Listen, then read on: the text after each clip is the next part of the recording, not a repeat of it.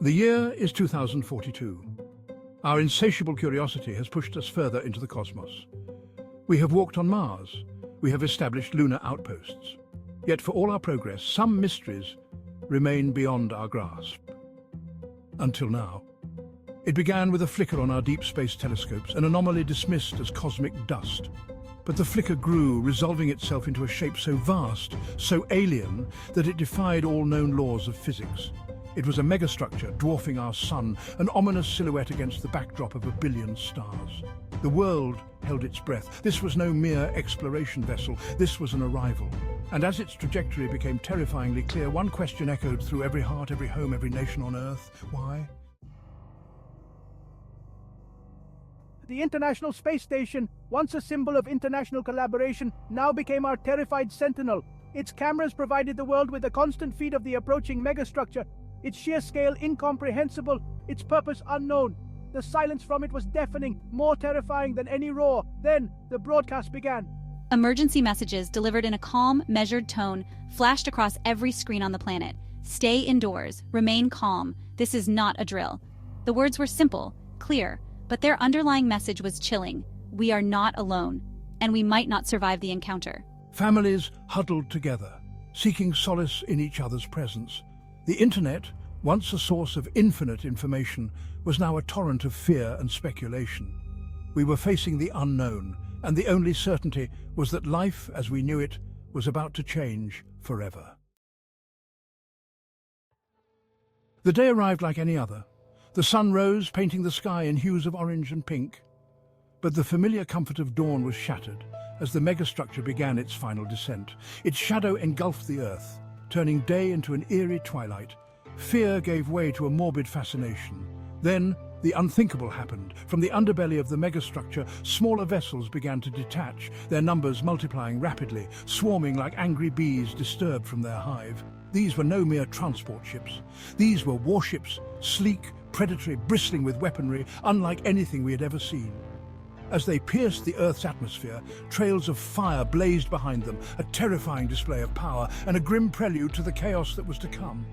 Our planet, once a beacon of life and hope, was now a target. Across the globe, humanity reacted with a mixture of defiance and despair. Decades of Cold War tensions were forgotten in the face of this common threat. Military forces were mobilized. Fighter jets screamed into the sky, their missiles armed, their pilots' faces etched with grim determination. From the depths of the Pacific Ocean, nuclear submarines rose, their payloads ready, a last resort against an enemy we barely understood. A desperate message, a plea for communication, was broadcast on every frequency, in every language. We come in peace, we want to talk. But our pleas were met with silence. The alien vessels fanned out across the globe, their intent clear. This was not a diplomatic mission. This was an invasion.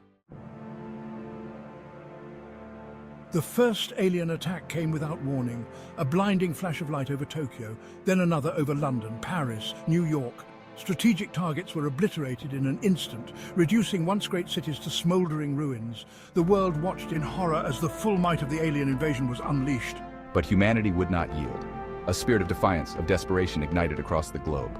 This was our planet, our home, and we would defend it to the bitter end. We fought back with everything we had. Missiles, lasers, tanks, fighter jets. Every soldier, every pilot, every general knew the odds were stacked against us. But they fought with the courage born of desperation. The sky became a tapestry of fire and fury, a testament to both the destructive power of the alien weaponry and the unyielding spirit of humanity. For a brief moment, in the face of annihilation, the world was united.